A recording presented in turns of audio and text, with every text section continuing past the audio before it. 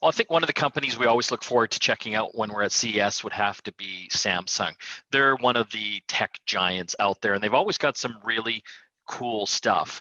I mean, they are leaders on the TV side, but they always seem to throw in a few spicy robots for us to check out, and this year is no exception.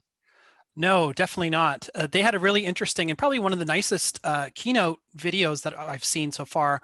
They had a very large set, and they wandered through it, all these different sort of scenarios, different household configurations and office environments and things like that to showcase all of the new products. And like you said, Mike, it covers everything from TVs, computing devices, robots, appliances, all that kind of stuff. And one of the neatest things that I saw was the smart kitchen. They have this whole idea of this family hub around your TV, or sorry, around your fridge that has a TV built into it.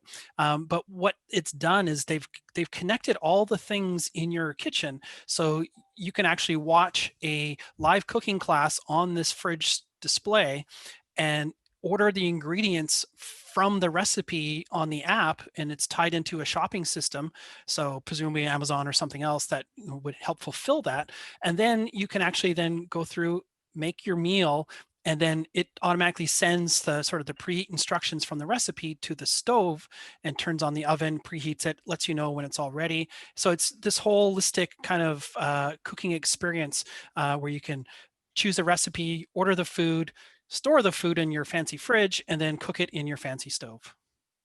That is pretty cool. Um, I watched some of the video on the robot vacuum as well, and I know there's like a million robot vacuums now, but they're trying to take this to another level. Yeah, and I think they did. They have this, and it's not quite clear to me if it's a series of robots or this is the actual name of this particular one. But the Jetbot 90 AI Plus, which is the worst name ever. Yeah. It's a smart vacuum, not unlike we've seen from Roombas and other things like that. But it does have one magic trick up its sleeve, is that when it's not vacuuming, you can actually use it and deploy it around your house to sort of keep tabs on your pet because it Well, has a camera. that's kind of cool. Yeah. Yeah, I mean, it gives you the ability to map out your house, clean your house, but also it can also sense your pet is by themselves, and it can go and sort of keep an eye on them that way. You can do that remotely, and if you do notice that your pet makes a mess, this vacuum can go and help start cleaning it up. I like they had also, I mean, they've got cameras on this thing, they've got radar. So the one challenge I have with robot vacuums right now is that, I mean, they are getting smarter and smarter, there's no question, but for whatever reason, cords and cables trip them up, all of them.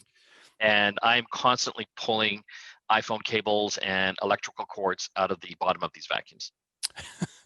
Yeah, well, one of the things they did say is because it does have AI built into it, it can actually smartly detect environments and avoid those types of things. So we'll see if that actually is the case, especially in your house where you do have pets and cables and stuff everywhere. I know the problem I have, and I think the problem you have, is we have multi-level houses. So Yeah. negotiating those stairs, and it kind of limits its usefulness in the amount of square footage that can actually cover on a per floor basis. I'm waiting for the robot vacuums that have like a little quadcopter thing built in, so it can take it to the other level inside the house. Or some kind of quadruped leg system that pops out. Because that won't be expensive. No, and it won't be awfully scary as well, No. having this robot crawl down your stairs. Yeah, so they also showed off a bunch of retail robots as well, which is kind of interesting. So they have this whole I guess division for Samsung Bot Care, robot assistants, which is in their research lab currently. There's no products or specific timelines for this type of stuff, but the idea that these robots can be used interchangeably in your household, in your office, they can bring you drinks, they have all these cameras and sensors on it so they can actually come to you. It kind of reminded me of very early, like Star Wars Episode 4, all the droids that didn't get bought. Yeah. Like it's just like these, like it's like a vacuum, like an upright vacuum cleaner that has an arm, right? Yeah. But Cool. I mean, Cool, it is scary. It is cool. I mean, they're probably going to be crazy expensive, but some of the things that they were showing, or at least explaining that it could do, would be things like setting your table for dinner, putting away your groceries into the cupboard. that sounds kind of cool. I'm skeptical, as great as you might imagine, that this would do that without killing somebody in your household. Yeah. But that's always been kind of the thing that Samsung has done, is they've got these really interesting robot use cases for your home that we're still kind of waiting to see what this is all going to cost.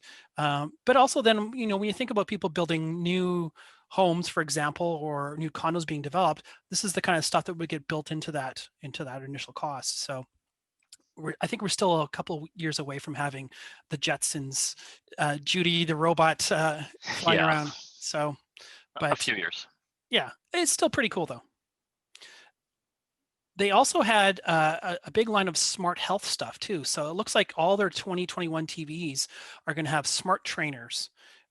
Basically, it's their version of Fitness Plus from Apple, exactly built into their TVs, and also tied into your phone and everything else too. So you can actually sort of keep track and have that fitness experience in your living room with your big screen TV. It's never been a better time for fitness trainers, don't you think? Like, I think between Apple Fitness Plus and Fitbit, and even my insurance company is sending me this whole website that I've developed with video training as well. And now obviously Samsung into the game, and you know that everyone else is going to be going in there. There is no shortage of this content. Yeah, TELUS, my TV provider, actually has a fitness channel that has their Of own course. fitness programs that you could subscribe to if you want to as well. So it's built into my PVR basically.